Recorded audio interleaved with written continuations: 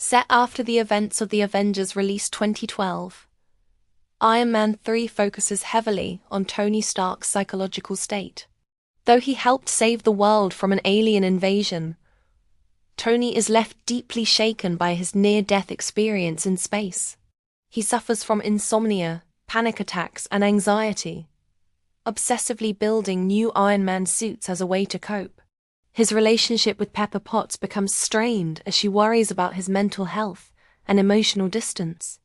The main external threat appears in the form of the Mandarin, a feared international terrorist who releases ominous video broadcasts and carries out devastating attacks across the United States. When Happy Hogan, Tony's longtime friend and head of security, is critically injured in one of these attacks, Tony reacts impulsively. In a moment of arrogance and grief, he publicly challenges the Mandarin on live television, giving out his home address. The Mandarin responds by launching a missile attack on Tony's Malibu mansion, destroying it completely. Tony barely survives, escaping in a damaged Iron Man suit while Pepper is presumed dead.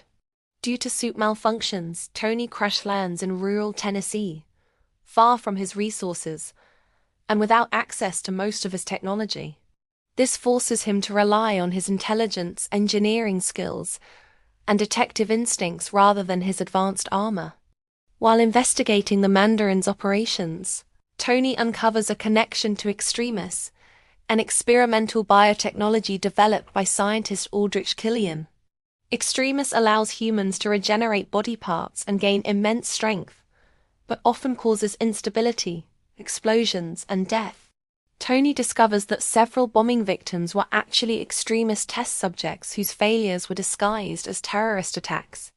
Meanwhile, James "Rhodey" Rhodes, Iron Patriot, is drawn into the conflict through government involvement and is captured while investigating the Mandarin. Tony eventually infiltrates the Mandarin's stronghold and uncovers a shocking truth. The Mandarin is not a mastermind terrorist, but an actor named Trevor Slattery, hired to play the role as a distraction. The real villain is Aldrich Killian, who orchestrated everything to sell Extremis to the US government and gain power.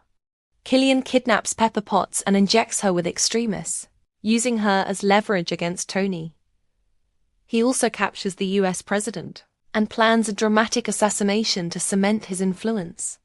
In the film's climactic battle at a shipping yard, Tony remotely deploys his entire collection of Iron Man suits in a massive showdown against Killian and his Extremis-enhanced soldiers.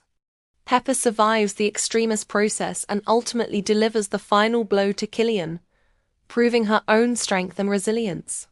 In the aftermath, Tony undergoes surgery to remove the shrapnel near his heart, freeing him from dependence on the arc reactor in his chest. He orders the destruction of all his Iron Man suits, symbolizing his decision to stop hiding behind technology and confront his fears directly.